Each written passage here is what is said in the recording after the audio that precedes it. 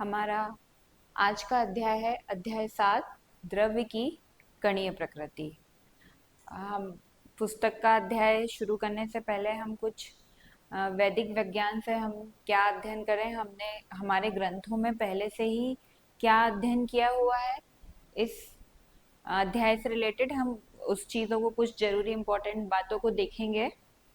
वैदिक विज्ञान में कण की स्थिति अग्नि तत्व, जिसको कि वर्तमान विज्ञान में क्या बोला गया है, इलेक्ट्रॉन या क्वार्ट्ज कहा कहते हैं, वह आती है अग्नि तत्व की स्थिति। ठीक है। उससे पहले वैदिक विज्ञान के अनुसार 12 पदार्थ और बन चुके होते हैं। ठीक है। जब वैदिक विज्ञान के अनुसार कण की स्थिति क्या होती है, अग्नि तत्व, उससे पहले वैदिक विज्ञान के अनुसार 12 पदार्थ बन चुके होते हैं। वह सभी 12 पदार्थ व्यापक रूप से कहाँ पर है, हमारे इस ब्रह्मांड में भरे हुए हैं। वायु रूप पदार्थ का संघात होकर अग्नि तत्व बनता है। यहाँ पे क्या बताया जा रहा है हमारे वैदिक विज्ञान में, हमारे ग्रंथों के प्राचीन ग्रंथों के द्वारा, कि वायु रूप पदार्थ का संघात होकर क्या बना, अग्नि तत्व बना है। और वर्तमान विज्ञान में वायु तत्व को क्या कहा गया है, वैक्यूम ऊर्जा कहा गया है। वर्तमान विज्ञान में वायु तत्व को वैक्यूम ऊर्जा कहा गया है। और हमारे वैदिक विज्ञान, हमारे ग्रंथों के अनुसार वायु रूप पदार्थ का संघात होकर क्या बनता है, अग्नि तत्व बनता है। आगे देखेंगे, अध्याय के पृष्ठ 101 में बताया गया है कि हमारे प्राचीन महर्षि कणाद ने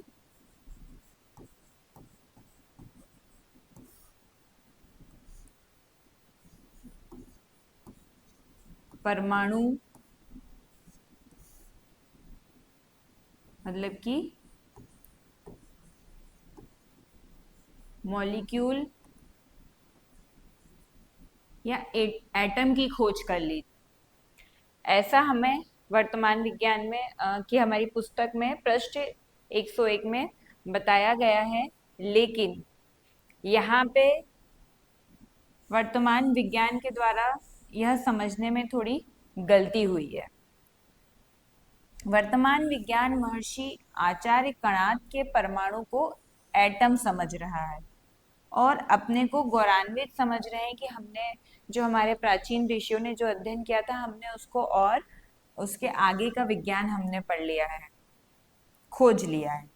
परंतु ये वर्तमान विज्ञान का भ्रम है कि आचार्य कणाद ने जो परमाणु शब्द का प्रयोग किया है, जिसे परमाणु बोला है, वह परमाणु एटम है। यह एक भ्रम है। वह जिस आचार्य कणाद ने जिस परमाणु की बात करी थी, वह एक एटम नहीं है। महर्षि आचार्य कणाद का जो परमाणु है वह महत् तत्व है, ना कि एक कोई एटम है जिसको वर्तमान विज्ञान में परमाणु कहा जा रहा है। तो महर्षि कणाद ने जिस परमाणु का नाम के बारे में अध्ययन किया और जिसको उन्होंने परमाणु नाम दिया, जिसके बारे में उन्होंने अपनी ग्रंथ में लिखा है, वह कोई एटम नहीं है। वह क्या है, वह एक महत् तत्व है, जो कि हम सर के द्वारा बनाई हुई दूसरी वीडियो में देख चुके हैं कि महत् तत्व कैसे बनता है।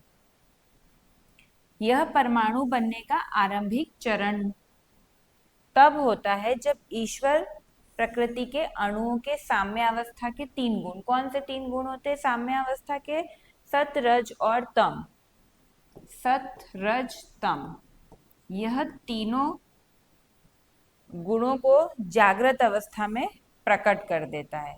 इन अणुओं का संघात होकर क्या बनता है, पद बनता है। यह भी हमने देखा कि पद और पाद कैसे बनेंगे। यह भी एक वीडियो में डिटेल में बताया गया है, जिसमें हमारे वेदों को समझने की कुंजी सर ने उस वीडियो में बताई है। उसमें बताया है पद और पाद के बारे में। इन अणुओं का संघात होकर क्या बना है, पद बनता है। एवं पदों का संघात होकर क्या बनेगा? मंत्र बनता है। कहीं कहीं ऋषियों ने मंत्र को भी परमाणु कहा गया है। यह हमें हमारे प्राचीन ग्रंथों से कंफर्म हुआ है, वहां से हमने देखा है कि ऋषियों ने कहीं कहीं पे मंत्रों को भी क्या बोला है? परमाणु शब्द का वहां पर प्रयोग किया है। आगे देखेंगे, वर्तमान विज्ञान का परमाणु वैदिक विज्ञान में 14वें चरण में आकर बनता है। इस मंत्र रूप पदार्थों का संघात होकर ही परमाणु बनता है। मतलब वैदिक विज्ञान के अनुसार जो हमारे वर्तमान विज्ञान का परमाणु है वो वैदिक विज्ञान में कब बनेगा? 14th स्टेज में, 14th चरण में आके बनता है। मतलब उसके पहले और 13 तत्व बन चुके हैं। इस मंत्र रूप पदार्थों का संघात होकर ही क्या बना है? परमाणु बनता है। यह हमने इस अध्याय में से जुड़े हुए कुछ जरूरी तथ्य थे जो वैदिक विज्ञान के द्वारा हमने यहाँ पे जिनके बारे में चर्चा करी। अब हम आगे देखेंगे हमारी पुस्तक में, बुक में क्या 7th चैप्टर में दिया हुआ है। वो अध्याय 7 है द्रवों की कणीय प्रकृति, जिसके बारे में भी हमने कुछ जरूरी तथ्य देखे। आगे देखेंगे हम, आपने नदी या समुद्र के किनारे खेलते हुए रेत से कंकड़ और पत्थर एकत्रित किए होंगे। क्या आपने विचार किया है कि कंकड़, पत्थर और रेत कहाँ से आते हैं? हम नदी के किनारे जब खेल रहे होते हैं, जब तो वहां पे हमें, या समुद्र के किनारे रेत पे भी हम वहां देखेंगे कि भिन्न भिन्न प्रकार के पत्थर और कंकड़ होते हैं। तो वो वहां कैसे आ जाते हैं? अपरदन के कारण पर्वतों की चट्टानें धीरे धीरे टूटती रहती है। इन पर्वतों से बहने वाली नदियां चट्टानों के इन अपर्दित टुकड़ों को अपने साथ बहा के ले आती है। क्या हो रहा है कि जो बड़ी बड़ी पर्वत है हमारे, उनकी चट्टानें क्या होती रहती है? धीरे धीरे टूटती रहती है। और जब उनपे से नदियां बहती है तो कुछ चट्टानों को तो नदियों का बहाव से भी टूटती है। तो जब नदियां पर्वतों से बहकर नीचे आती हैं तो वो अपने साथ में इन टूटे हुए टुकड़ों को भी साथ में बहा के ले आती है। जैसे जैसे नदियां प्रवाहित होती जाती हैं वैसे वैसे चट्टानों को छोटे छोटे कंकड़ों, पत्थरों एवं रेत के रूप में तोड़ती जाती हैं। और कहाँ सबसे ज्यादा उनकी वृहद मात्रा कहाँ आ जाती है? मैदानों तक आ जाती है। जो नदी का मैदानी किनारा होगा वहां पे सबसे ज्यादा हमें ये कंकड़ पत्थर मिलेंगे। अंततः बड़ी चट्टानें रेत और मिट्टी के महीन कणों के रूप में विघटित हो जाती है। टूट टूट के, बहते बहते ये टूट टूट के अंततः किस में बदल जाती है? रेत और मिट्टी के महीन कणों के रूप में विघटित हो जाती है। आगे देखेंगे, द्रव्य किससे बना होता है? ठीक है, क्या दिया है यहाँ पे कि द्रव्य किससे बना होता है। अब यह पता करने के लिए यहाँ पे एक क्रियाकलाप किया हुआ करा है, जिसके अंदर क्या ली है? चौक ली है। ये क्या है? चौक है। चौक लेते हैं, चौक को टुकड़ों में तोड़ते हैं पहले। दो टुकड़ों में तोड़ा, फिर उसको और छोटे छोटे टुकड़ों में तोड़ते हैं। उसके बाद भी उन टुकड़ों को हम छोटी कुंडे आती है उसमें उसे एकदम बारीक पाउडर की तरह बना लेते हैं। फिर अब क्या करते हैं? इसे हम एक आवर्धक लेंस की सहायता से देखते हैं।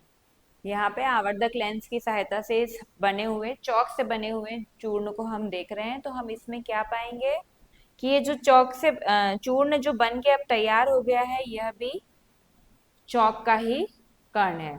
चौक को पीसने पर यह किसी नए पदार्थ में परिवर्तित नहीं होता है। अतः यह एक भौतिक परिवर्तन है जिसमें चौक का सिर्फ आकार चेंज हो रहा है, स्वरूप चेंज हो रहा है, बड़े से छोटे में हो रहा है। चौक को पीसना एक भौतिक परिवर्तन है, इसमें रासायनिक परिवर्तन नहीं हो रहा है।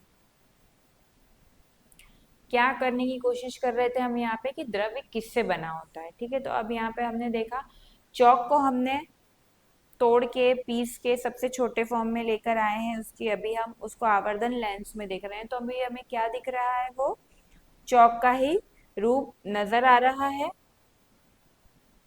सिर्फ यहाँ पे उसका भौतिक परिवर्तन हुआ है। चौक के चूर्ण के इन कणों को और अधिक पीसने पे और सूक्ष्म कणों पे भी तोड़ा जा सकता है, और यह प्रक्रिया निरंतर चलती रहती है। अंततः हम एक ऐसी स्थिति पर पहुंच जाएंगे जब चौक के कणों को और अधिक तोड़ा नहीं जा सकता है।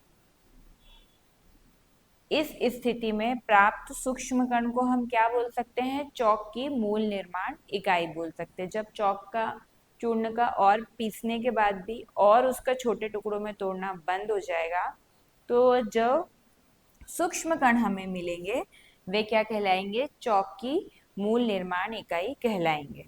इसका अर्थ है कि चौक का एक पूरा टुकड़ा सूक्ष्म कणों की वृहद संख्या द्वारा निर्मित था।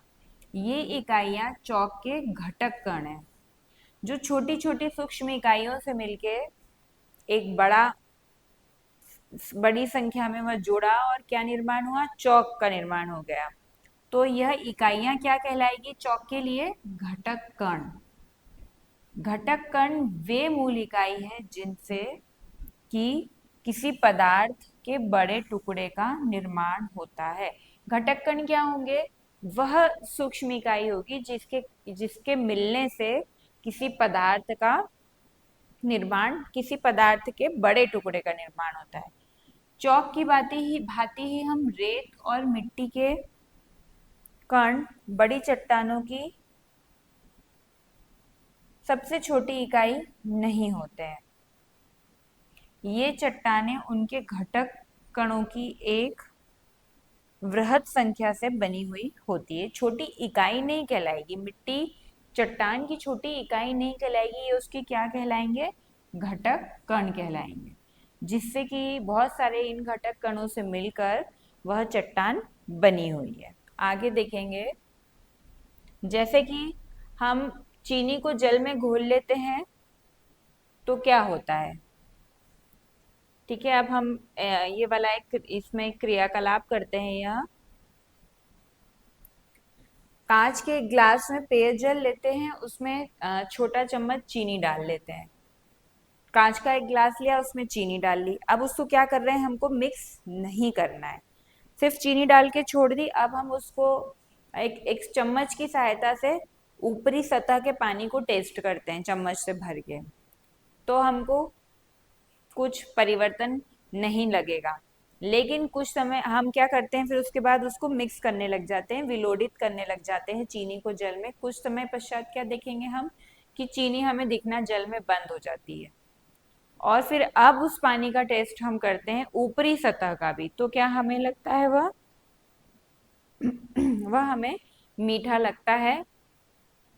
अतः जब ऊपरी सतह का पानी मीठा लग रहा है तो मिठास क्या होगी, वह पूरे विलयन में होगी। चीनी के कणों को अब हम देख नहीं पा रहे हैं, परंतु उन कणों के विद्यमान होने को हम कैसे बोध कर रहे हैं। अब एक पहले से हम एक जल लें और उसमें चीनी पूरी तरह से घोल के ले आए। अब किसी को उसको कोई टेस्ट कर रहा है उसको, तो वो क्या क्या वह बता पाएगा कि इसमें कुछ और भी जल में कण मिला हुआ है। हाँ, वह बता पाएगा, क्योंकि उसमें चीनी के कण दिख नहीं रहे, लेकिन उसमें एक चीनी के कण हैं, इसका बोध हमें उसके स्वाद के द्वारा हो रहा है। मीठे टेस्ट के द्वारा हम यह बता पा रहे हैं कि इस जल में चीनी घुली हुई है। चीनी का प्रत्येक छोटा दाना ऐसे ही लाखों घटक कणकों से निर्मित होता है। आगे दिया है कि कोई भी द्रव्य अति सूक्ष्म कणों की बहुत अधिक संख्या से निर्मित होता है। कोई भी द्रव्य होगा वह अति सूक्ष्म कणों की बहुत अधिक संख्या, छोटे छोटे बहुत सारे कण मिलके एक बड़ा पदार्थ या द्रव्य बनाते हैं।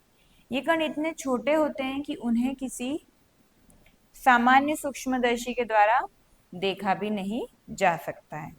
हमने वैदिक विज्ञान में देखा है, पढ़ा है, अध्ययन किया है यह, कि जो हमारे ऋषि होते थे प्राचीन समय में, वह समाधि अवस्था में इस ब्रह्मांड में अनंत अणुओं को देखते थे, बहुत सारे अनंत अणु देखते थे। तो वे वो उन अनंत अणुओं को देखने के लिए सूक्ष्मदर्शी का प्रयोग नहीं करते थे, वे उस समाधि अवस्था में उन अनंत अणुओं को देख सकते हैं। मतलब इस ब्रह्मांड में बहुत से अनंत अणु विद्यमान हैं। जैसे कि चीनी के छोटे छोटे कण परस्पर पृथक हो जाते हैं और जल के कणों के बीच में उपलब्ध स्थानों में चले जाते हैं। अब ये प्रश्न आया कि चीनी कहाँ चली गई? उस जल में हमने चम्मच से चीनी डाली थी, उसको हिलाया, तो चीनी कहाँ चली गई? जो चीनी के छोटे छोटे कण होते हैं वे अलग हो जाते हैं और जल के कणों के बीच में उपलब्ध स्थानों में चले जाते हैं। जैसे मान लीजिए कि ये जल के कण है, इसके बीच में यहाँ गैप है, तो जो चीनी हमने डाली है उसके कण ये है छोटे छोटे। तो यहाँ पे जो बीच में इन कणों के बीच में जो स्थान है वहां पे ये कण फिक्स हो जाएंगे। इन स्थानों को क्या बोला जाता है? अंतराकणीय स्थान बोला जाता है। मतलब जल के कणों के बीच में जो अंतराकणीय स्थान उपस्थित है उसमें चीनी के छोटे छोटे कण जाके फिक्स हो जाते हैं, जिससे चीनी पूरी तरह से हमें घुली हुई दिखती है, हमें चीनी के कण दिखाई नहीं देते हैं। चौक और चीनी दोनों को उनके घटक कणों में तोड़ा जा सकता है, परंतु इनके जिन ठोस टुकड़ों को हम देखते हैं उनमें ये घटक कण परस्पर किस प्रकार जुड़े होते हैं। चौक थी, एक पूरी चौक थी, ये उसको हमने छोटे छोटे टुकड़ों में तोड़ लिया तो वह पाउडर के फॉर्म में आ गई। अब हमें ये तो पता चल गया कि ये छोटे छोटे घटक कणों से मिल करके चौक बनी है, चौक का बड़ा टुकड़ा बना है। लेकिन ये कण आपस में मिले कैसे? अब यह हमारे दिमाग में अगला क्वेश्चन आ रहा है। उसी के आधार पर होती है द्रव्य की विभिन्न अवस्थाएं। द्रव्य के घटक कण आपस में आकर्षण बल के द्वारा जुड़े होते हैं। अभी जो हमने बात करी कि छोटे छोटे चौक के कण आपस में कैसे मिले कि एक बड़ा चौक बन गया, तो वह कण क्या होते हैं? आपस में आकर्षण बल के द्वारा जुड़े होते हैं और ये बल अंतराकणीय आकर्षण कहलाते हैं। ठीक है, छोटे छोटे कण आपस में आकर्षण बल के द्वारा जुड़ेंगे और एक बड़ी वस्तु का, पदार्थ का निर्माण करेंगे। और ये जो बल होगा वह कैसा बल कहलाएगा? अंतराकणीय आकर्षण बल कहलाएगा। इन आकर्षण बलों की प्रबलता पदार्थ की प्रकृति एवं अंतराकणीय दूरी पर निर्भर करती है। क्या होता है? इन आकर्षण बलों की जो प्रबलता है वह पदार्थ की प्रकृति पर और जो अंतराकणीय दूरी है उस पर निर्भर करती है। अगर कणों की दूरी पर, ये क्या बोलना चाह रहे हैं, जैसे मान लीजिए ये कोई वस्तु है, ठीक है, यहाँ पे ये इसके कण है, ये जितने पास पास होंगे उतना इनके बीच में जो अंतराकणीय बल लग रहा है वो उतना ज्यादा मजबूत होगा। ठीक है, अब ये कण अगर दूर दूर है तो यहाँ पे जो अंतराकणीय बल है यह भी कमजोर होगा। अगर इन कणों की दूरी में अल्प वृद्धि भी हो जाती है, जो हमने अभी बात करी, तो अंतराकणीय बलों को अत्यधिक कम कर देती है। इन बलों की प्रबलता ही अंततः पदार्थों की भौतिक अवस्थाओं को निर्धारित करती है। किसी वस्तु के अंदर, किसी पदार्थ में, द्रव्य में ये जो कण उपस्थित हैं ये कितनी दूरी दूरी पर है, इनके बीच में अंतराकणीय अवकाश कितना है, यही सब चीजें क्या डिपेंड करेगी, क्या इस पे क्या निर्भर होगा कि वह वस्तु द्रव है, गैस है या ठोस है। उसकी जो भौतिक अवस्था होगी वह इसी अंतराकणीय आकर्षण बल पे ही डिपेंड करती है। आगे देखेंगे हम हमारी वैज्ञानिक परंपरा। प्राचीन काल में इस विषय पर विचार करते थे कि वस्तुओं को किस सीमा तक तोड़ा जा सकता है एवं द्रव्य का निर्माण किससे हुआ है। प्राचीन भारतीय दार्शनिक आचार्य कणाद हमने अध्याय की शुरुआत में इस तथ्य के बारे में चर्चा की थी कि कणाद ने सर्वप्रथम परमाणु की अवधारणा के विषय में चर्चा की है। इनके अनुसार द्रव्य का निर्माण सूक्ष्म अविभाज्य शाश्वत कणों से हुआ है, जिन्हें क्या कहा गया है? परमाणु कहा गया है। द्रव्य का निर्माण किससे हुआ? कणाद ने क्या बताया? सूक्ष्म अविभाज्य शाश्वत कणों से हुआ है। जो कण विद्यमान है ऑलरेडी, उन कणों, ऐसे कण जो अब अविभाज्य नहीं है, ऐसे विद्यमान कणों से ही किसी द्रव्य का निर्माण हुआ है। ये हमें हमारे महर्षि कणाद ने बताया। यह विचार कहाँ मिलेंगे? उनके ग्रंथ वैशेषिक सूत्र में वर्णित किया गया है, इस बारे में वैशेषिक सूत्र में। आगे देखेंगे, ठोस पदार्थों में घटकों के कण परस्पर किस प्रकार जुड़े हुए होते हैं। अगर कोई वस्तु ठोस है तो उसमें जो उसके अंदर उसके जो घटक कण है वो आपस में किस प्रकार जुड़े हुए हैं। तो यहाँ पर एक क्रियाकलाप है जहाँ कुछ ठोस वस्तुओं को एकत्र कर लिया गया है, जैसे कि लोहे की कील, सेंधा नमक, पत्थर, लकड़ी का टुकड़ा, चाबी और एल्यूमिनियम का टुकड़ा। अब इन सब चीजों को हमने कलेक्ट कर लिया। अब हमको देखना है कि इनके कण आपस में कितनी प्रबलता से जुड़े हुए हैं। तो हम क्या करेंगे? हथौड़े की सहायता से हम इनको सबको मारते हैं, हथौड़ी की सहायता से इनको ठोकते हैं। फिर हम क्या अवलोकन करेंगे इसमें? इनकी एक निश्चित आकृति और आयतन है इन सभी ठोसों की, क्योंकि ठोस पदार्थ में कण दृढ़ता से संकुलित होते हैं और इनमें अंतराकणीय आकर्षण बल कैसा होता है? प्रबल होता है। जब इन्हें हथौड़ी से पीटा गया तो इन इन सभी वस्तुओं में उनके आकार में चेंज नहीं आएगा। जो सबसे ज्यादा ठोस होगी, जैसे कि यहाँ पे पत्थर का टुकड़ा, इसके आकार में कोई चेंज नहीं आएगा। सेंधा नमक छोटे टुकड़ों में टूट जाएगा। चाबी, इसके आकार में परिवर्तन नहीं आएगा, बस इसकी आकृति थोड़ी सी परिवर्तित हो सकती है। तो ये सभी किस प्रकार के हैं? ये ठोस पदार्थ हैं और इनमें जो कण होते हैं वह दृढ़ता से संकुलित होते हैं। इनके बीच में जो अंतराकणीय आकर्षण बल होगा वह बहुत अधिक होगा। मतलब अंतराकणीय आकर्षण बल ज्यादा हो रहा है, मतलब कि इनके बीच में जो अंतराकणीय अवकाश है वो क्या है? एकदम कम है। यहाँ देखते हैं, मान लीजिए कि ये एक ठोस है, ठीक है। इसके अंदर कण इस तरह पास पास सटे हुए रहते हैं। इनमें इनके जो दो कणों के बीच में अंतराकणीय अवकाश होता है वह बहुत कम है। इस कारण से इनके बीच जो बल है, आपस में जो बल काम कर रहा है वह ज्यादा हो जाएगा, इसलिए इनकी आकृति ठोस रहेगी और वह आसानी से परिवर्तित नहीं होगी। ये प्रबल आकर्षण बल कणों को उनकी नियत स्थितियों पर रखते हैं और क्या करते हैं? स्वतंत्र रूप से गति करने से रोकते हैं। ये कण केवल अपनी स्थिति से इधर उधर गति कर सकते हैं, ठीक है।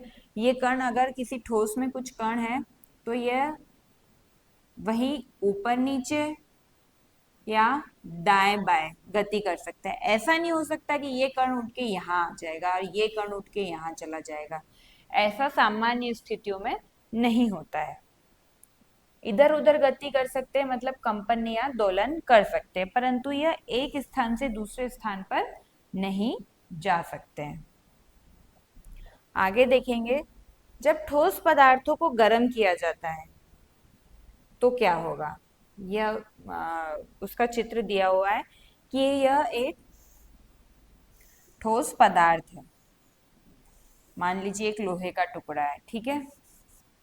अब क्या हो रहा है? इसे हम गर्म कर रहे हैं तो इसके जो ये कण है इनमें क्या होने लगेगा? हमने क्या देखा कि यह कंपन, दोलन या कंपन की गति कर सकते हैं। तो इन कणों में कंपन हो रहा है। एक टाइम ऐसा आएगा, हम जब इसको तापमान देते जाएंगे, बढ़ाते जाएंगे, एक समय ऐसा आएगा कि ये कंपन बहुत ज्यादा बढ़ जाएगा और इन दो कणों के बीच में जो बल काम कर रहा है वो खत्म होके ये कण एक स्थान से दूसरे स्थान जा पाएंगे और कैसी अवस्था में कन्वर्ट हो जाएगा यह ठोस? द्रव में। जैसे लोहा भी पिघलता है, जब हम लोहे को गर्म करते हैं तो एक निश्चित तापमान पे पिघल के द्रव में परिवर्तित हो जाता है। वह तापमान, उस तापमान को क्या बोलेंगे? जिस पर्टिकुलर तापमान पे कोई ठोस पिघल के द्रव में कन्वर्ट हो जाएगा वह तापमान उस वस्तु का गलनांक कहलाता है। और ये सभी अलग अलग ठोस के लिए सभी का गलनांक तापमान अलग अलग रहता है। अब हम इसको पढ़ते हैं एक बार कि क्या दिया है। जब ठोस पदार्थों को गर्म किया जाता है तब उनके कण अधिक तीव्रता से क्या करते हैं? कंपन करते हैं, जैसे कि हमने ये देखा। इस प्रक्रिया में एक अवस्था ऐसी आ जाती है जब कंपन क्या हो जाते हैं? बहुत तीव्र हो जाते हैं और कण अपना स्थान छोड़ने लगते हैं। हमने क्या पढ़ा था कि ठोस की जो स्थिति होती है उसके जो कण होते हैं ये फिक्स रहते हैं, इनमें दोलन या कंपन हो सकता है, कण पर यह कण एक स्थान से उठ के दूसरे स्थान पे नहीं जा पाएंगे ठोस अवस्था में। लेकिन अब जब क्या हो रहा है, हम इसे गर्म कर रहे हैं तो क्या हो रहा है? कंपन इतने तीव्र हो जाते हैं कि यह कण एक स्थान से दूसरे स्थान पे उठ के जा सकते हैं, अपना स्थान छोड़ के दूसरे स्थान पे चले जाते हैं। कणों के जो इनके बीच में हमने बात करी, ये बल बहुत दुर्बल हो जाता है और ठोस पदार्थ किसमें परिवर्तित हो जाएगा? द्रव अवस्था में परिवर्तित हो जाएगा। और ये जिस तापमान पे होता है वह उस वस्तु का, उस ठोस का गलनांक कहलाता है। हम बात कर चुके हैं, आगे देखेंगे। गलनांक की परिभाषा यहाँ दी गई हुई है। एक वायुमंडलीय दाब पर वह न्यूनतम तापमान, ठीक है, अधिकतम नहीं, वायुमंडलीय दाब पे एक न्यूनतम तापमान जिस पर कोई ठोस पदार्थ पिघलकर द्रव अवस्था में परिवर्तित हो जाए वह उसका गलनांक कहलाता है। उसका किसका? उस ठोस का गलनांक कहलाता है जो ठोस पिघल के द्रव बन गई है। सामान्यतः यह अवस्था में ठोस अवस्था की अपेक्षा कण एक दूसरे से कुछ अधिक दूरी पर हो जाते हैं। ये हमने देखा था, अभी डिस्कस किया था कि ठोस के कण एकदम पास पास रहते हैं लेकिन उसकी अपेक्षा में द्रव के कण एक दूसरे से कुछ अधिक दूरी पर होते हैं। इसका एक अपवाद दिया है यहाँ पे बर्फ। बर्फ के जो कण होते हैं वह द्रव के कणों से ज्यादा दूरी पर होते हैं। कुछ ठोस वस्तुओं में अंतराकणीय आकर्षण बल दुर्बल होते हैं। ठीक है, अब यहाँ पे क्या हो रहा है? कुछ ठोस ऐसे हैं जिसके अंदर, ये एक ठोस है, इसके अंदर ये इसके कण है, ठीक है। हमको यहाँ दिख रहा है कि इनके बीच में ये क्या है? अवकाश, अंतराकणीय अवकाश क्या है? ज्यादा है, ठीक है। यहाँ पे अंतराकणीय अवकाश ज्यादा हो गया, मतलब इन दो कणों के बीच में लगने वाला जो बल है वह कैसा हो जाएगा? कम हो जाएगा। बल, अब यहाँ पे आकर्षण बल कम है तो क्या होगा? अब आकर्षण बल कम है तो ये कम मजबूती से जुड़े हुए, कम मजबूती से जुड़े मतलब हम इनको आसानी से तोड़ सकते हैं या आसानी से हम इनको द्रवित कर सकते हैं। तो ऐसी कंडीशन में ऐसे पदार्थ, उनके जिनके बल, आकर्षण बल कम होंगे, उनके गलनांक कैसे होंगे? निम्न होंगे, वो कम टेम्परेचर पे द्रव बन जाएंगे। जबकि अन्य ठोस वस्तुओं में आकर्षण बल प्रबल होते हैं तो उनके गलनांक कैसे होंगे? उनके गलनांक उच्च होंगे। तालिका में कुछ ठोस वस्तुओं के गलनांक के उदाहरण दिए हुए हैं, जैसे कि बर्फ। बर्फ का गलनांक हमको पता है, 0 डिग्री सेंटीग्रेड पे जैसे आएगी बर्फ पिघलना चालू कर जाएगी। यूरिया, ये यूरिया दिया हुआ है, इसका गलनांक होता है 133 डिग्री सेंटीग्रेड। मतलब जब इसे 133 डिग्री सेंटीग्रेड तापमान पे गर्म किया जाएगा तब यह द्रवित हो जाएगा। अगला दिया हुआ है लोहा।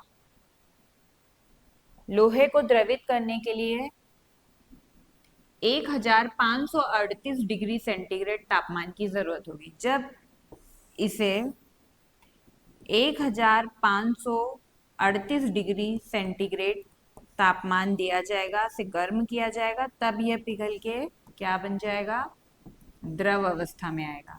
यह तापमान इसका क्या कहला रहा है, गलनांक। आगे दिया है ठोस वस्तुओं का, तो हमने स्टडी कर ली कि ठोस वस्तुओं का एक क्या होता है, एक निश्चित आयतन होता है। द्रवों और गैसों के विषय में हम क्या सोचते हैं, यहाँ पे एक और क्वेश्चन आया कि हमको ये तो पता चल गया है, दिख रहा है, हमने स्टडी कर ली कि ठोस का एक निश्चित आयतन है, जैसे कि लकड़ी का टुकड़ा, एक पत्थर, इनका सबका फिक्स्ड आयतन होता है। लेकिन क्या द्रव और गैस का भी आयतन फिक्स होता है, हम अब इसके बारे में आगे देखते हैं। द्रव अवस्था के लिए सबसे पहले एक प्रैक्टिकल किया हुआ है। 3 डिफरेंट डिफरेंट टाइप के पात्र लिए हुए हैं, एक बॉटल ले ली, एक जार ले लिया, जग ले लिया, और एक ये ग्लास है। 3 डिफरेंट आकृतियों के यहाँ पे क्या ले लिए हैं, पात्र ले लिए हैं। और इन पे क्या करा है हमने, या तो किसी मार्कर की सहायता से 200 ml लेवल मार्क कर दिया है, या किसी पेपर की पट्टी लगा सकते हैं, टेप लगा सकते हैं 200 ml मार्क करके, ठीक है। अब हमने सबसे जो बॉटल हमने ली है, इसमें हमने 200 ml क्या डाला है, यह जल डाल दिया। अब पूरी सावधानी के साथ कि जल बिखरे नहीं, इस जल को इस बॉटल को हमने लेकर इसमें डाल दिया, जग में डाल दिया, 200 ml मार्क तक आ गया। अब जग का पानी हमने ग्लास में डाल दिया, ये 200 ml मार्क तक आ गया। तो इससे हमें क्या पता चल रहा है कि जल ने हर एक पात्र में जाके उसका आकार ले लिया। मतलब जल का कोई निश्चित आकार नहीं होगा। यहाँ पे बॉटल का ऐसा शेप था तो जल ऐसे शेप में हो गया, इधर जग का ऐसा शेप था तो जल ऐसे शेप का हो गया, और यहाँ पे ग्लास का ऐसा शेप था तो जल ने ऐसा आकार ले लिया। तो यहाँ से हमें क्या पता चला कि जल का कोई निश्चित आकृति नहीं होती है, उसे जिस पात्र में डाला जाएगा वह वही आकृति का हो जाएगा। इसका क्या कारण होगा, इतने आसानी से उसने अपना आकार कैसे चेंज कर लिया। हमने ठोस में देखा था कि उसके कण कैसे हैं, एकदम पास पास हैं, यहाँ पे अंतरा कणीय अवकाश नहीं है, और इनके बीच आकर्षण बल, कणों के बीच आकर्षण बल ज्यादा है। अब ठोस की अपेक्षा द्रव में यह सब चीजें अपोजिट हो जाएगी, उल्टी हो जाएगी। द्रव के कण गति करने के लिए स्वतंत्र होते हैं। तीनों पात्रों में जल का स्तर 200 ml पर ही रहता है। मतलब कि क्या है, उसके आयतन में कोई परिवर्तन नहीं हो रहा है, सिर्फ किस में परिवर्तन हो रहा है, उसके आकार में। तो इससे हमने यह तो बोल दिया कि द्रवों का आयतन क्या होता है, निश्चित होता है। कभी कभी प्रैक्टिकल करते वक्त ये हो सकता है कि हम कुछ जल एक पात्र से दूसरे पात्र में डालते समय थोड़ा पानी नीचे, कुछ बूंदे गिर गई या कुछ पहले पात्र में रह गई, तो यह आयतन थोड़ा इस तरह से प्रयोग करते करते हम जैसे 200 ml मार्क है, तो हो सकता है किसी एक पात्र में 200 ml से थोड़ा कम आ जाए, पर इसका मतलब ये नहीं है कि आयतन निश्चित नहीं होगा। आयतन तो निश्चित ही था, लेकिन हमारी असावधानी की वजह से या पात्र की गलत बनावट की वजह से हो सकता है उसमें कुछ पानी रह गया हो। द्रवों के कण स्वतंत्र रूप से गति करते हैं, हमने बात करी अभी, परंतु केवल सीमित स्थान के भीतर। द्रव, हमने जब एक बर्तन से दूसरे बर्तन में जल को ट्रांसफर किया तो केवल जल का, जिस प्रकार का पात्र था, जल का आकार उसी तरह का हुआ। ऐसा नहीं हुआ कि जल उसमें से निकल के बाहर कहीं वायुमंडल में चला गया, वातावरण में चला गया, ऐसा नहीं होता है। तो स्वतंत्र रूप से उस जल के कण गति तो करेंगे लेकिन सीमित स्थान पे। और सीमित स्थान उसके लिए क्या होगा, एक पात्र होगा। द्रवों की आकृति निश्चित नहीं होती परंतु उनका आयतन निश्चित होता है, अभी हमने बात करी है। अब हम द्रव और ठोस पदार्थों के बीच अंतराकरणीय आकर्षण बलों का तुलना करेंगे। ऑब्वियस, अभी तक हम यह अध्ययन करके हमें यह समझ में आ गया कि ठोस के अंदर अंतराकणीय आकर्षण बल ज्यादा मजबूत होता है, किसके कंपैरिजन में? जल द्रवों के कंपैरिजन में। इसीलिए अंतराकणीय आकर्षण बलों के मजबूत होने से, अधिक होने से ही ठोस की आकृति ठोस रहती है, जो आसानी से नहीं टूटती या बदलती है। और वहीं द्रव में जब अंतराकणीय आकर्षण बल थोड़ा कम होता है तो उसकी आकृति उस जिस पात्र में उसको डाला जाएगा उसके हिसाब से बदल जाती है। एक इजी सा प्रैक्टिकल यहाँ दिया हुआ है कि हम एक ओपन जल का बर्तन ले, उसमें जल डालें और उसे अब हम उंगली से घुमाते हैं तो हम क्या देखते हैं कि जल, हमारी उंगली को हिलाने से जल भी हिलने लगता है। क्या हम किसी पत्थर के ऊपर ऐसे उंगली लाएंगे तो उसके अंदर का वो पत्थर पत्थर हिलने लगेगा? नहीं, यहाँ पे ये जल हिलने लगता है। उसका कारण ही यह होता है, जब हम ऐसा करते हैं तो हम जल को अस्थायी रूप से विस्थापित कर देते हैं, मतलब उसका हम स्थान आसानी से चेंज कर देते हैं। द्रवों में ठोस पदार्थों की अपेक्षा अंतराकणीय आकर्षण बल दुर्बल होते हैं, परंतु तब भी वह इतने प्रबल तो होते हैं कि कणों को एक दूसरे के निकट रखते हैं।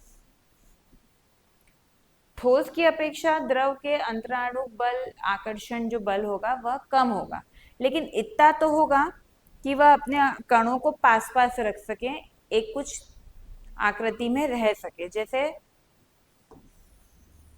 पानी को हमने इसमें डाला तो उसने ये आकृति बना ली, इसमें डाला तो उसने ये आकृति बना ली। तो इससे क्या पता चल रहा है कि इतना तो बल है उनके बीच में कि वह एट द टाइम पे जिस भी शेप में, जिस भी आकार में चाहते हैं वह अपना आकार वैसा बना लेते हैं। हमने अध्याय 6 में ताप एवं उसका मापन में पढ़ा था कि उबलते हुए जल के तापमान का अवलोकन किया था। जब किसी द्रव को निरंतर गर्म किया जाता है तब कैसी अवस्था आ जाती है? जब जल उबलने लगता है तो वह वाष्प में परिवर्तित हो जाता है। जब हम जल को गर्म करेंगे, बहुत ज्यादा गर्म करेंगे, फिर वो उबलने लगेगा और एक टाइम ऐसा आएगा कि वह जल किस में परिवर्तित होने लगेगा? वाष्प में परिवर्तित होने लगेगा। तो वह तापमान जिस पे जल अब वाष्प में परिवर्तित होने लगा है वह क्या कहलाता है? उसका क्वथनांक कहलाता है। हमने अभी ठोस के लिए पढ़ा था गलनांक। जो ठोस को, वह तापमान जिस पे ठोस द्रव में परिवर्तित हो रहा है वह है उसका गलनांक, और वह तापमान, न्यूनतम तापमान जिस पे द्रव गैस या वाष्प में परिवर्तित हो रहा है वह तापमान उसका कहलाता है क्वथनांक। परिभाषा हम देखेंगे कि वायुमंडलीय दाब पर जिस तापमान पर कोई द्रव उबलता है और फिर वाष्प में परिवर्तित होता है वह तापमान उसका क्या कहलाता है? क्वथनांक कहलाता है। यह भी अलग अलग द्रवों के लिए क्वथनांक तापमान भी अलग अलग रहता है। इसमें भी सेम प्रोसीजर होगी कि कणों की गति इतनी तीव्र हो जाती है कि वे एक दूसरे से दूर जाने लगते हैं, जिसके परिणाम स्वरूप उनका अंतराकणीय आकर्षण बल क्या हो जाता है? कम हो जाता है। अंततः घटक कण द्रव अवस्था से स्वतंत्र हो सकते हैं। इससे द्रव वाष्प अथवा गैसों में परिवर्तित हो जाता है। क्या हुआ? इनके अंतराकणीय आकर्षण बल कम हो गया। कब? जब हम इनको तापमान पहले ही कम है, लेकिन जब क्वथनांक पे वो आया, ऐसा तापमान दिया जब वो क्वथनांक पे पहुंच गया, अब यह द्रव वाष्प या गैस में परिवर्तित हो रहा है, तब वहां पे क्या होगा कि आकर्षण बल और कम हो गया और यह जो उसके घटक कण है वह स्वतंत्रता से इधर उधर जा सकते हैं। तब वह कंप्लीटली पूरी तरह से क्या होगा? द्रव से किस में परिवर्तित हो जाएगा? वहां पे वह गैस में परिवर्तित हो जाएगा, जैसे कि जल अपने एक निश्चित क्वथनांक में वाष्प या भाप में परिवर्तित हो जाता है। मैंने देखा कि पात्र से छलका हुआ जल कुछ समय बाद लुप्त हो जाता है और किसी भी तापमान पर ऐसा ही होता है। ऐसा कैसे हो गया? हमने बोला कि क्वथनांक, एक क्वथनांक एक फिक्स्ड टेम्परेचर पे पहुंचेगा तब गायब होगा, लेकिन ये यहाँ पर नीचे जो थोड़ा जल रखा हुआ है वह कैसे गायब हो गया? यहाँ पे एक जल फैला हुआ है टेबल पे मान लीजिए, तो वह कैसे गायब हो गया किसी भी टेम्परेचर पे? इसका कारण होता है सामान्य किसी भी तापमान पे भी वह धीरे धीरे वाष्पित हो जाता है। जल में यह क्वालिटी होती है। द्रव के क्वथनांक पर वाष्प का निर्माण अति तीव्र गति से होता है। यह न केवल सतह पर होता है अपितु द्रव के भीतर भी होता है। यह प्रक्रिया द्रव में क्या बनाती है? बुलबुलों का निर्माण करती है। वाष्प का निर्माण सभी तापमानों पर होता है, यहाँ तक कि क्वथनांक से कम तापमान पर भी धीरे धीरे और मात्र सतह पर ही वाष्प का निर्माण होता है। ये जो यहाँ पे हमसे क्वेश्चन पूछा गया कि कैसे पानी गायब हो गया सरफेस पे, अब यह केवल सतह पे ही फैला हुआ है, इसमें नीचे डेप्थ नहीं है, इसके नीचे गहराई नहीं है। तो इस तरह जब ये क्वथनांक तक नहीं भी पहुंचेगा तो पानी दूसरे किसी तापमान पे भी सतही लेवल पे वाष्प में परिवर्तित हो जाता है। यह धीमी प्रक्रिया क्या कहलाती है? वाष्पन कहलाती है। जो सतह से फर्श पे गिरा हुआ पानी धीरे धीरे गायब हुआ, उसका कारण क्या है? उसका कारण होता है वाष्पन। अभी हमने ठोस अवस्था और द्रव अवस्था के बारे में पढ़ा, अब है गैसीय अवस्था। क्या गैसों का एक निश्चित आयतन होता है? अभी हमने देखा द्रव का देखा, ठीक है। इसका निश्चित आकार नहीं होगा लेकिन इसका आयतन निश्चित होगा, ठीक है। अब अगला आया है गैस। तो क्या गैसों का एक निश्चित आयतन होता है? इसके लिए हम एक प्रैक्टिकल करेंगे जिसमें क्या करेंगे, हम दो पारदर्शी गैस जार लेंगे या कांच के ग्लास भी यूज कर सकते हैं। अब इसमें एक अगरबत्ती जलाकर थोड़ा धुआं हम उत्पन्न करते हैं। धुएं के ऊपर गैस जार अ को उल्टा करके पकड़िए। गैस जार के भीतर धुआं भर जाना चाहिए। अब क्या करेंगे, हम गैस जार को सीधा करके कांच के एक ढक्कन से इसे ढक देते हैं।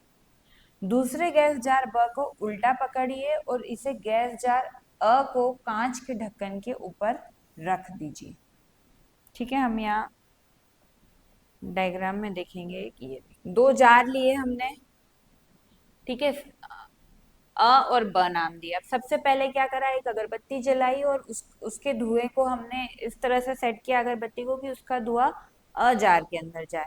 अब अगरबत्ती को हटा देंगे और तुरंत ही उस अ जार को एक प्लेट से हम ढक देते हैं, जिससे कि क्या होगा, धुआं बाहर नहीं निकलेगा। अब क्या है इस कंडीशन में, यहाँ पे गैस जार में, ये पूरे जार में क्या हमको दिख रहा है, ये धुआं है, ठीक है। अब क्या करेंगे नेक्स्ट स्टेप में कि जो हमने एक और ब जार लिया था उसको हम इस ढक्कन के ऊपर प्लेस कर देंगे इस तरह से। ये ढक्कन है यहाँ पे, ये यहाँ पे इसे अभी यही रहने दिया है और इसको हम ब जार को पूरी तरह से इस पे अच्छी तरह से फिक्स कर देंगे। अब क्या करेंगे, इसके बाद हम इस ये जो बीच में ढक्कन था इसको हम हटा लेंगे। क्या देखते हैं हम कि जो गैस जार अ में धुआं था, यहाँ पे जो धुआं था वह बी में भी चला गया। यहाँ से धुआं बी में भी चला गया है। हमने क्या देखा कि धुआं गैस जारों के बीच में स्वतंत्र रूप से फैल रहा है। गैसों का आयतन निश्चित नहीं होता है और वे संपूर्ण उपलब्ध स्थान को घेर लेती है, जैसे कि हमने पानी में देखा था, ठीक है। वहां पे इस ग्लास को हमने 200 ml तक भरा था, तो वो सिर्फ 200 इतने ही एरिया में आई जहां तक कि 200 ml मार्क था। अब मान लो उसे हमने एक जार में भरा होता, तो वह जहां तक 200 ml होगा वहां तक ही पानी आएगा, यहाँ पानी उछल के ऊपर ऊपर तक नहीं आ जाएगा। लेकिन गैस में क्या हो रहा है, गैस में क्या हो रहा है कि हमने धुआं तो अ जार में डाला था, लेकिन अब ये धुआं यहाँ से कौन से ब जार में चला गया है। मतलब कि गैस क्या कर रही है, स्वतंत्र रूप से विचरण कर रही है, स्वतंत्र रूप से प्रवाहित हो रही है। इससे यह स्पष्ट हो रहा है कि गैसों का आयतन निश्चित नहीं होता, उनका आकार तो निश्चित नहीं ही होता है और साथ में उनका आयतन भी निश्चित नहीं होता है। द्रवों की बात भांति गैसें भी पात्र की आकृति को ग्रहण कर लेती है जिसमें कि वे उपस्थित होती हैं। गैसों में कण सभी दिशाओं में स्वतंत्र रूप से गति करते हैं। ठीक है, अब गैसों में क्या क्या होगा, मान लीजिए ये कोई गैस की स्टेज है, तो इसके अंदर अणु कैसे होंगे, बहुत दूर दूर होंगे। तो अब इसके अंदर अंतराकणीय अवकाश भी कैसा हो रहा है, ज्यादा हो रहा है, जिससे कि इसके अंदर इन दो कणों के बीच में जो अंतराकणीय बल, आकर्षण बल लग रहा है, वो क्या हो जाएगा, वह बहुत कम हो जाएगा। यह एकदम नगण्य बल होता है गैसों में।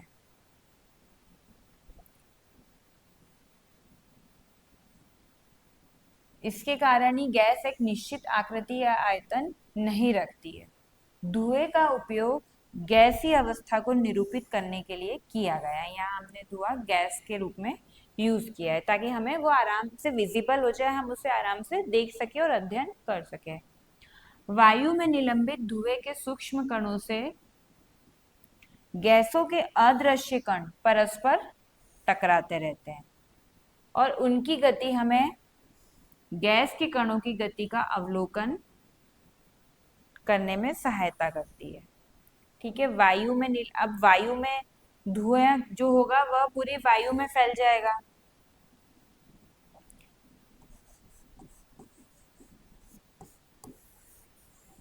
यहाँ पे ये धुआं वायु में फैल गया। अब इसके जो कण होंगे वह क्या करेंगे, ये कण और गैसों के कण आपस में टकराएंगे, धुएं के कण, इससे इनमें क्या होगी, गति होगी।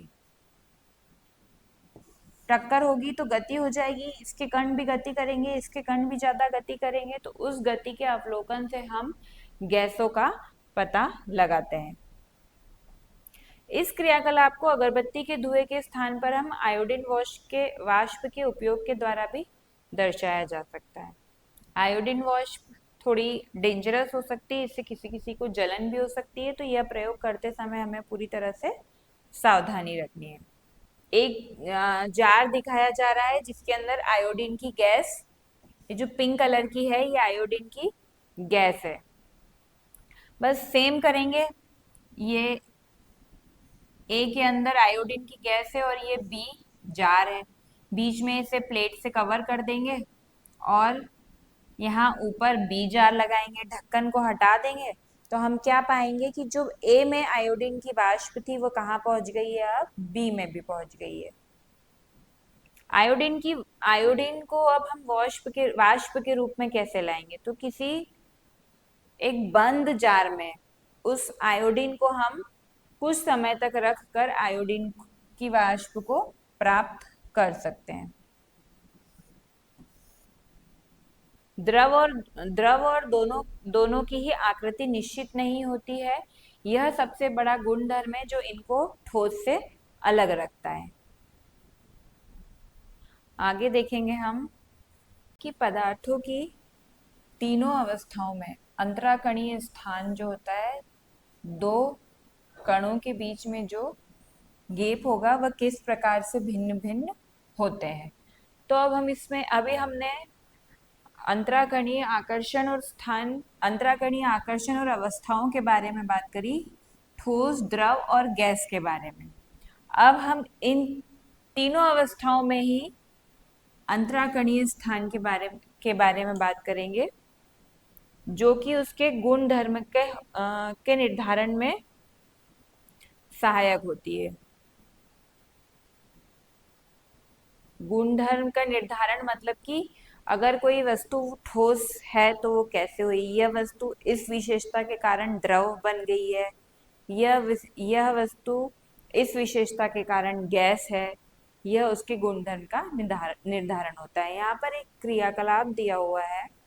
एक सिरिंज हमको लेनी है जिसमें कि आगे निडल नहीं लगी हुई हो, जिसमें कि आगे सुई नहीं हो। अब उस सिरिंज के, ये सिरिंज है, ठीक है, ये सिरिंज है, यहाँ पे इसमें निडल नहीं है। अब इस सिरिंज के पीछे का जो पोर्शन होता है,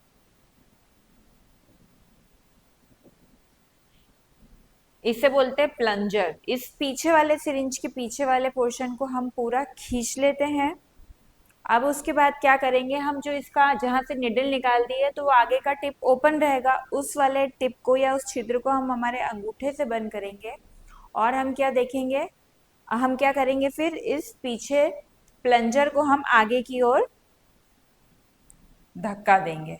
हम क्या देखते हैं कि हमने यहाँ आगे अंगूठे को बंद कर रखा है, छेद में से हम कुछ निकलने नहीं दे रहे, लेकिन ये जो प्लंजर है यह थोड़ा आगे की ओर बढ़ जाएगा। अभी ये यहाँ तक है, यहाँ तक था, लेकिन अब ये प्लंजर यहाँ तक आगे बढ़ गया है। ऐसा क्यों हो, आगे कैसे बढ़ गया है ये प्लंजर?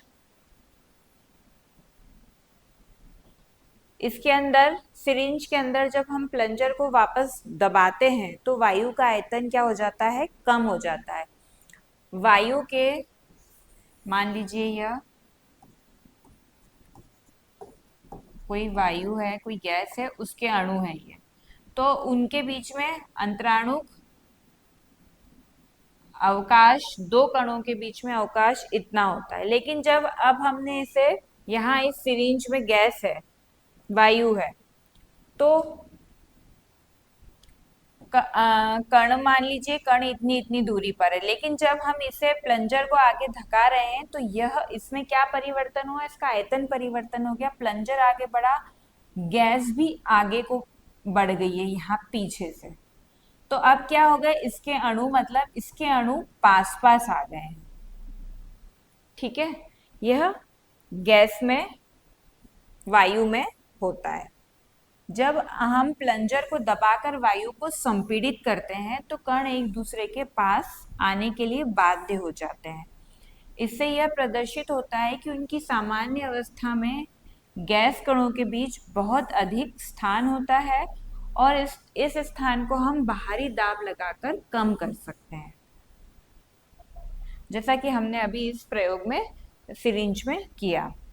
यदि आप प्लंजर को दबाना रोक देंगे, अगर हमने प्लंजर को दबाना रोक दिया और उसे हमने नॉर्मल, अब हम उस पर बल नहीं लगा रहे, हमने नॉर्मल पकड़ के रखा हुआ है अंगूठा लगा के, तो प्लंजर वापस पीछे की ओर आ जाएगा। तो गैस के अणु विस्तारित हो जाएंगे और प्लंजर अपनी मूल स्थिति में पुनः आ जाएगा, वह जहां था पहले वापस उस स्थिति में आ जाएंगे। तो जो गैस के अणु पास आ गए थे, किसके कारण, क्योंकि हम वहां पर दाब लगा रहे थे, बल लगा के हम वहां पे दाब लगा रहे थे, तो गैस के अणु क्या हो गए कि पास आ गए थे। अब जब हमने दाब लगाना बंद कर दिया है, बल नहीं लगा रहे हैं, तो वह अणु वापस से पुनः जैसे पहले थे वैसे ही विस्तारित हो जाएंगे और प्लंजर भी अपनी मूल जगह पे जहां था वहीं पर वापस पहुंच जाएगा। अब अगर हम इसी क्रियाकलाप को जल के साथ दोहराएंगे तो क्या होगा, सिरिंज ली हमने,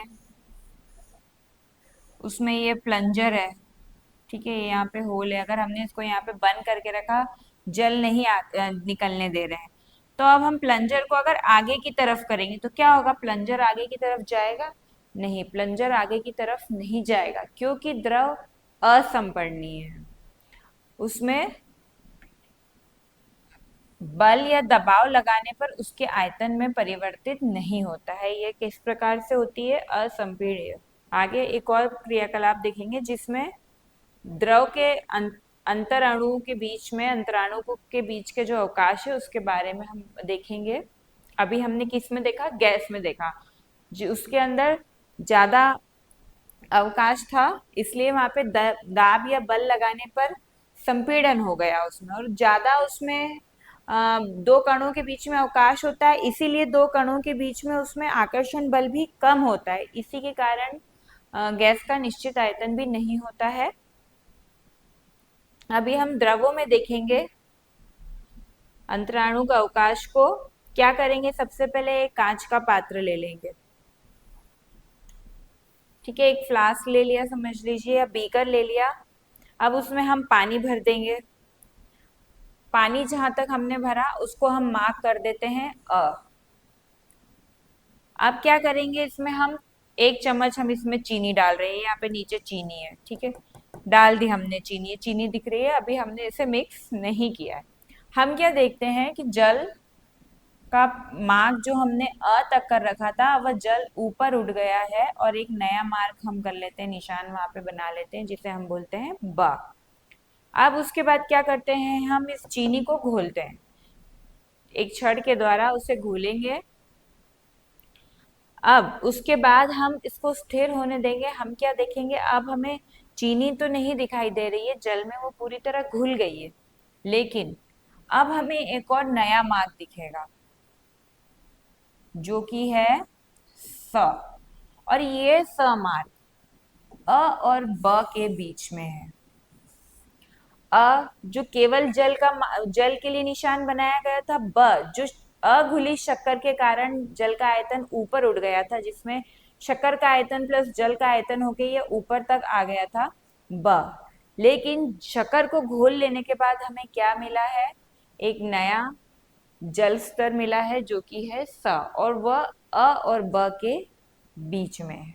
हमने क्या देखा कि जल में जब हमने चीनी को मिलाया तो जल का स्तर बढ़ गया था, लेकिन उसको घोलने के पश्चात जल का स्तर कुछ पुनः कम हो गया, क्योंकि प्राप्त विलयन का आयतन जल और चीनी के आयतनों के योग से कम होता है।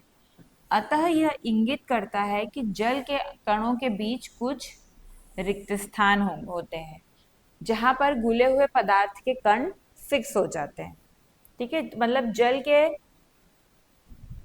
कणों के बीच में अंतर अवकाश होंगे, जहां पे जो हम पदार्थ घोल रहे हैं वो वहां जाके फिक्स हो जाते हैं और आयतन में वृद्धि नहीं होती है। ये जल के कण है, ठीक है, इसके बीच बीच में ये अवकाश है, यहाँ पे भी है, यहाँ पे भी, कहीं ज्यादा है कहीं कम। तो इन अवकाशों के बीच में ये क्या है, ये अवकाश है।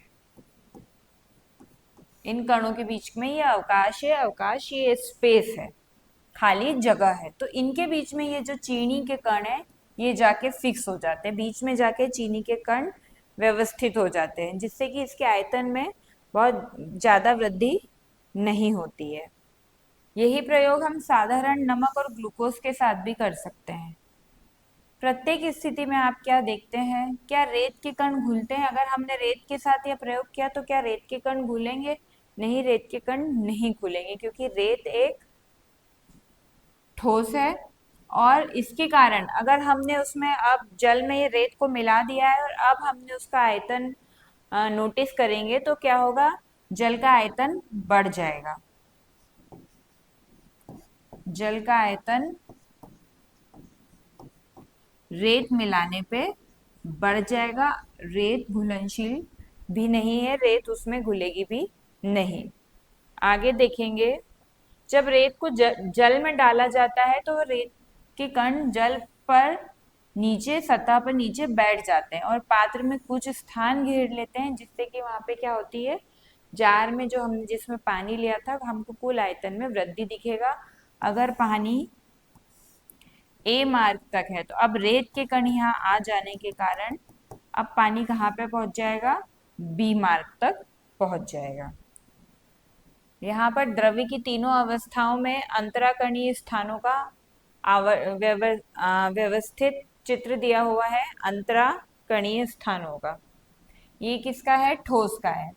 हम पहले भी देख चुके हैं कि ठोस के अणु एकदम पास पास चिपके रहते हैं, सॉरी ठोस के कण, तो क्या होता है उनके बीच में अंतराकणीय अवकाश बहुत कम होता है और अंतराकणीय आकर्षण बल बहुत ज्यादा होता है, जिससे उनकी आकृति निश्चित रहती है। अगला है द्रव। इसके कण ठोस की तुलना में थोड़ी ज्यादा दूरी पे व्यवस्थित रहते हैं। इसमें ठोस की तुलना में अंतराकणीय अवकाश ज्यादा होता है और अंतराकणीय आकर्षण बल थोड़ा कम होता है, इसलिए इसका आकार निश्चित नहीं होता है, पर इसका आयतन निश्चित होता है। गैस गैस में हमने अभी एक प्रयोग में भी देखा था, इसमें अणु बहुत दूर दूर रहते हैं, इसके कण बहुत दूर दूर रहते हैं कण गैस में, तो जो अंतराकणीय अवकाश है वो बहुत ज्यादा होता है और कण निश्चित स्थान पे नहीं रहते, ये एक स्थान से दूसरे स्थान पे भी जा सकते हैं, इसलिए गैस बहुत आसानी से विसरित हो जाती है। जैसे अगर इस कमरे में हमने अगरबत्ती जलाई है तो धुआं पूरे कमरे में फैल जाएगा। हमने देखा है कि ठोस पदार्थों के घटक कण परस्पर प्रबल आकर्षण बल के द्वारा जुड़े रहते हैं, अतः ये कण एक स्थान से दूसरे स्थान तक गति नहीं करते हैं। और कैसे होते हैं ये? सुसंकुलित होते हैं, मतलब फिक्स पैटर्न में ये फिक्स रहते हैं। यद्यपि सुसंकुलित होते हुए भी कणों के बीच में कुछ स्थान रिक्त होते हैं, जैसा कि चित्र में दिखाया गया है। आप यह भी मान सकते हैं कि कणों के बीच के स्थानों में वायु भरी हुई है, परंतु वास्तव में ऐसा नहीं है, उनके बीच में कुछ भी विद्यमान नहीं होता है। जो थोड़ा थोड़ा स्पेस दिख रहा है इन अणुओं के कणों के बीच में, इनके बीच में कुछ भी नहीं होता है। एक इम्पोर्टेंट इंफॉर्मेशन यहाँ पे दी हुई है, हम कण शब्द का विभिन्न संदर्भों में प्रयोग करते हैं, प्रत्येक संदर्भ के अनुसार इस शब्द का अर्थ परिवर्तित हो जाता है। हम कण का प्रयोग बहुत सारी जगहों पे करते हैं, अलग अलग चीजों के लिए करते हैं, अलग अलग संदर्भों में करते हैं। तो जहाँ जैसा संदर्भ है वहां उसके हिसाब से कण का अर्थ भी चेंज हो जाता है। जैसे कि जब हम वायु प्रदूषण की बात करते हैं तो हम बोलते हैं कि हमारे वायु में बहुत सारे धूल के कण मिल गए हैं, ठीक है। तो यहाँ पे इन इन कणों से मतलब वह किसी द्रव्य के घटक कणों से नहीं मतलब होता है। यहाँ पर धूल के कण, वायु में निलंबित धूल के सूक्ष्म कणों को यहाँ पे बताया जाता है, जो कभी कभी हमारी आंखों से विजिबल भी होते हैं। द्रव्य के उन घटक कणों को इंगित नहीं करते हैं। जैसा कि मैंने अभी बताया, यहाँ पे धूल के कणों की बात हो रही है, जो सूक्ष्म जरूर है लेकिन घटक कण नहीं। धूल के कणों की तुलना में अत्यंत सूक्ष्म होते हैं घटक कण। वास्तव में ये सूक्ष्म धूल कण भी घटक कणकों से मिलकर बने होते हैं। इसीलिए बोला है कि कण का प्रयोग हम विभिन्न संदर्भों में विभिन्न अर्थों के साथ करते हैं। आगे दिया है कि पदार्थ की विभिन्न अवस्थाओं जैसे द्रव, ठोस, गैस में जो कण होते हैं वह किस प्रकार से गति करते हैं इन सभी अवस्थाओं में। सबसे पहला क्या प्रयोग लिया है? एक फ्लास्क या एक बीकर लिया है जिसमें हमने जल भरा हुआ है और इसके अंदर हम एक पोटेशियम परमैंगनेट का टुकड़ा डालते हैं। तो हम क्या देखेंगे कि पहले हम देखते हैं कि इससे गुलाबी रंग की कुछ, क्या बोलेंगे इसे, हम गुलाबी रंग की कुछ तरंगे निकलते हुए देखेंगे। हम कुछ कलर्स इस प्रकार से इस जल में निकलता हुआ दिखाई देगा। फिर थोड़े समय पश्चात हम क्या देखेंगे कि यह पूरा जल अब गुलाबी कलर का हो जाएगा। तो इसमें हमने क्या देखा कि पोटेशियम परमैंगनेट के दाने से उसके कणों को जल के कण खींच रहे हैं या अपनी ओर उन्हें, जो जल के कणों में गैप है वह जो अंतराणु अवकाश है उसमें पोटेशियम परमैंगनेट के कण जाके बैठते जा रहे हैं, जिससे वह धारियों के रूप में पहले निकलते हुए दिखाई देते हैं। कुछ फिर थोड़े समय बाद जब ये पूरा कलर चेंज हो गया तो उस समय क्या हुआ, कणों से टकरा कर उसे पूरे द्रव में फैला देते हैं। बहुत से पदार्थ में घटक कण प्रबलता से परस्पर जुड़े होते हैं और जल के कण उन्हें दूर करने में असमर्थ होते हैं। पोटेशियम परमैंगनेट में से क्या किया,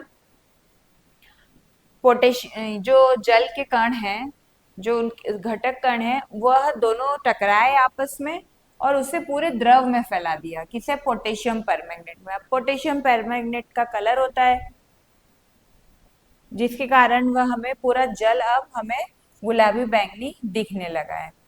बहुत से पदार्थ में क्या होता है कि घटक कण प्रबलता से जुड़े हुए रहते हैं, जैसे कि बहुत से ठोस ठोस पदार्थों में होता है, उसमें से एक है रेत। रेत में भी क्या होगा, उसके जो घटक कण है बहुत घनिष्ठता से जुड़े हुए रहते हैं एक दूसरे से, तो उसको जल के कण अलग नहीं कर पाते। इसी कारण क्या होता है कि रेत जल में घुलती नहीं है, अघुलनशील रहती है।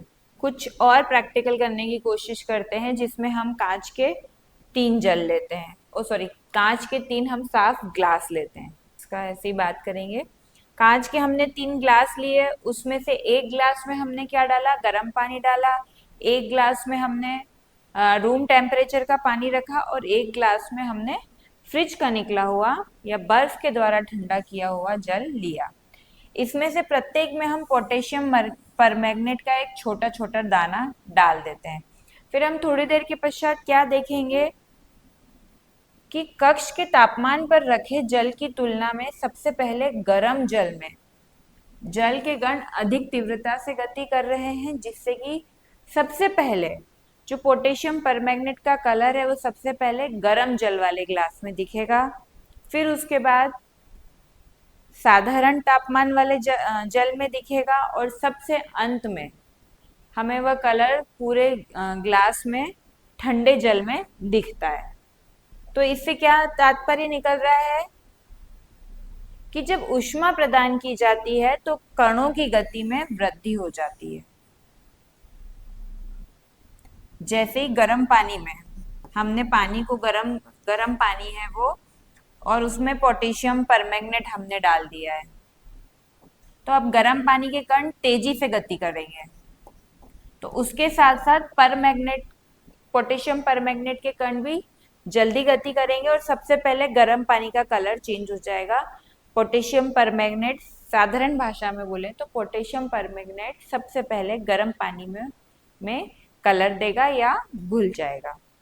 एक और प्रयोग दिया है जिसकी अभी हमने बात करी कि एक कमरे में एक अगरबत्ती जलाइए और उसे कुछ देर के लिए छोड़ दीजिए, सुगंधित होना चाहिए। और आप दूर से इसकी सुगंध का क्या अनुभव कर सकते हैं?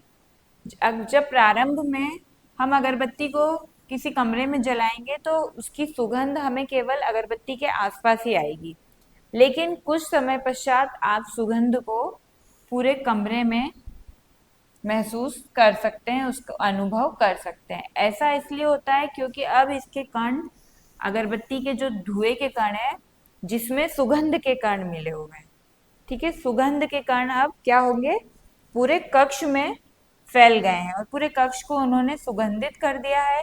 इसीलिए हमें अब पूरे कक्ष में सुगंध का अनुभव हो रहा है। कमरे में क्या होगा कि वायु के कण निरंतर गति करते रहते हैं, तो ये वायु के कण निरंतर गति कर रहे हैं, इधर इधर इधर इधर इधर इधर।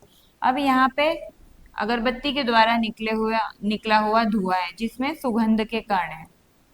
अब वायु के कण जब इससे टकराएंगे तो ये इसको, सुगंध के कणों की भी इधर उधर सभी दिशाओं में गति करवाएंगे।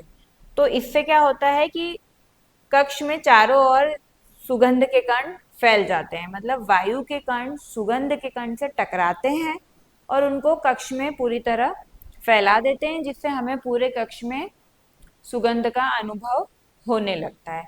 अगर उस कक्ष का द्वार खुला है, गेट खुला हुआ है, तो वो कक्ष से बाहर भी निकल जाएंगे, क्योंकि वायु एक कमरे से दूसरे कमरे में भी मूवमेंट करती रहती है, गति करती रहती है, और उसके साथ ही सुगंध के कण भी बाहर चले जाएंगे। दैनिक प्रतिक्रियाओं में द्रव्य की कणीय प्रकृति, जैसे कि जब हम साबुन के उपयोग के द्वारा किसी कपड़े पे लगे तेल के धब्बे को हटाते हैं, तो यह क्या शो करता है, ये करता है द्रव्य की कैसी कणीय प्रकृति को शो करता है। ठीक है, अब साबुन के अनेक कण एक तो यहाँ पे किसका कण हो गए इस प्रक्रिया में, साबुन के कण, ठीक है, और एक हम धो रहे हैं तो एक जल के कण। ये दोनों कण जो कपड़े पे तेल के कण है उसको चारों ओर से घेर लेते हैं, ये दोनों कण मिलके। अब क्या होगा, जब दूसरा सिरा जल के साथ जुड़ जाता है इससे तेल को बाहर निकालने में सहायता मिलती है और कपड़े साफ हो जाते हैं। तो ये किसी कपड़े पे अगर तेल का दाग लगा है तो वह किस प्रकार से साफ हो जा रहा है। तो यह भी एक उदाहरण है द्रव्य की कणीय प्रकृति का। उस तेल के दाग पे साबुन के कण ने उस तेल के दाग को घेर लिया और अब इसे जल का कण घेर लेगा और इसे सब जगह जल के कण घेर लेंगे और इस दाग को उस कपड़े से निकालने की, बाहर अलग करने की कोशिश करेंगे। तो इस प्रकार से वो कपड़ा साफ हो जाता है।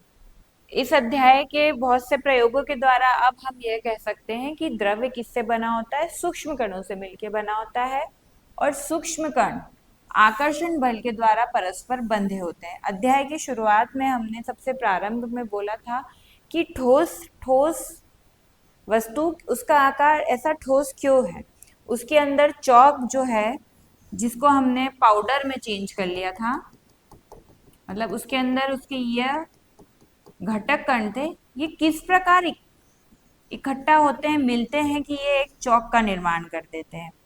तो अब अध्याय के अंत में हमारे पास उत्तर है कि आकर्षण बल के द्वारा यह परस्पर बंधे होते हैं। कणों के बीच आकर्षण बल की प्रबलता उसके बीच की दूरी पर निर्भर करती है। जितनी कम दूरी होगी कणों के बीच उतनी उनके आकर्षण बल अधिक होगा और यह दूरी उनकी ऊष्मीय ऊर्जा पर भी निर्भर करती है। यह कणों की ऊष्मीय ऊर्जा है जो द्रव्य की भौतिक अवस्था को निर्धारित करती है।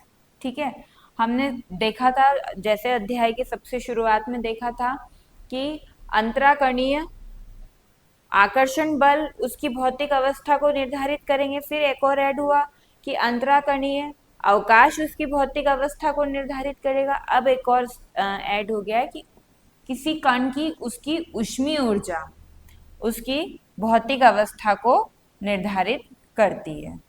ठोस अवस्था में कणों की ऊष्मीय ऊर्जा कितनी कैसी होती है, निम्न होती है। अब यहाँ पे ऊष्मीय ऊर्जा निम्न है तो जो कण है वह इधर उधर गति नहीं करते हैं और एक दूसरे के पास ये रहते हैं। तो एक दूसरे के पास होंगे तो इनका आकर्षण बल कैसा होगा, ज्यादा होगा।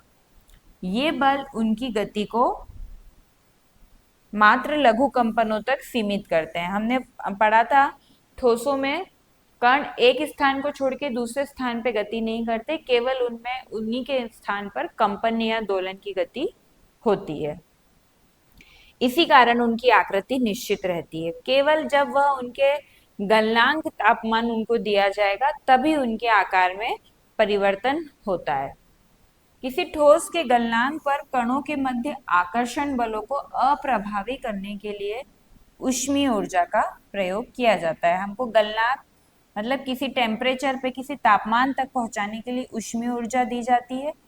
प्रत्येक ठोस का अपना एक अलग गलनांक तापमान होता है और वह उस तापमान पर पिघल के द्रव्य में परिवर्तित हो जाता है। इस अवस्था में कण अपनी निर्धारित स्थितियों से दूर गति कर सकते हैं। इससे उनमें क्या होगा कि दूरी बढ़ जाएगी, दूरी बढ़ गई तो बल कम हो गया।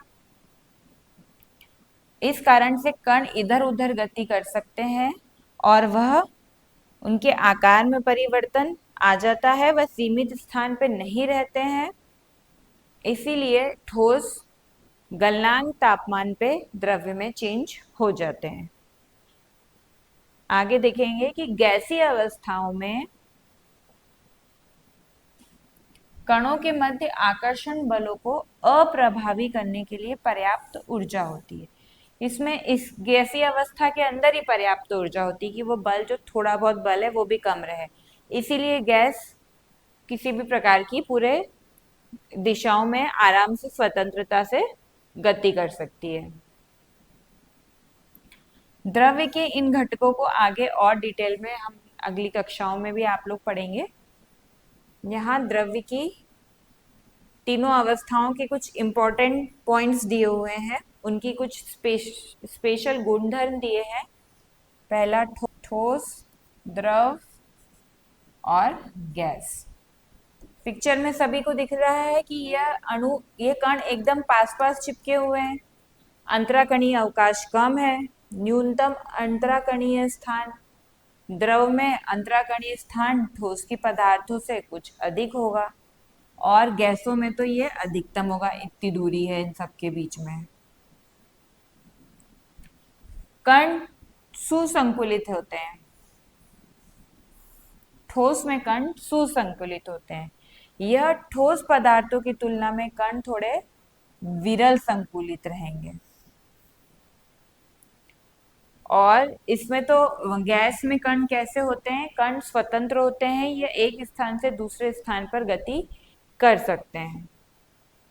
अंतराकर्णीय आकर्षण अधिक होगा क्योंकि इसमें न्यूनतम अवकाश है, इसलिए इसके अंदर अंतराकर्णीय आकर्षण बल क्या होगा? ज्यादा होगा। अब द्रव के अंदर अंतराकर्णीय आकर्षण बल ठोस पदार्थों की अपेक्षा कम होगा, और गैसों में न्यूनतम अंतराकर्णीय आकर्षण बल होता है क्योंकि इसमें अधिकतम अंतराकर्णीय अवकाश होता है। ठोसों में कणों की गति कैसी होगी? क्या वो एक स्थान से दूसरे स्थान पे जा सकते हैं? ठोस में नहीं, इसमें कणों की गति नगण्य होगी, लेकिन कण क्या करेंगे? अपनी जगह पे दोलन और कंपन कर सकते हैं। द्रवों में कणों की गति होती जरूर है, लेकिन कैसे होती है? सीमित स्थान पे। वो प्रतिबंधित है। अगर आपको एक ग्लास में पानी डाला जा रहा है, तो उनको उस ग्लास में ही रहना पड़ेगा, वो ग्लास से बाहर नहीं जा सकते हैं कण। यह उनकी कैसी गति हो गई? सीमित स्थान या प्रतिबंधित गति हो गई।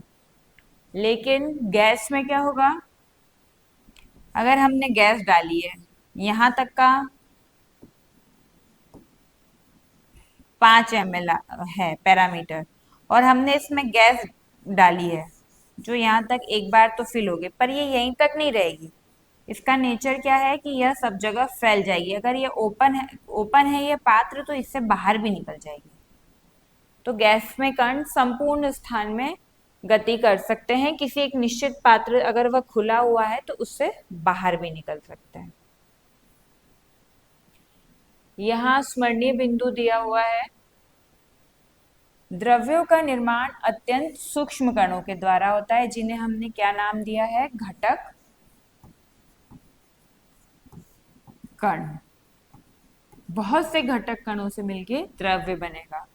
कण परस्पर अंतराकर्णीय आकर्षण बलों के द्वारा जुड़े होते हैं। अंतराकर्णीय आकर्षण ठोस पदार्थों में प्रबलतम, द्रवों में कुछ दुर्बल, और गैसों में कैसा होता है? सबसे कमजोर, दुर्बलतम होता है।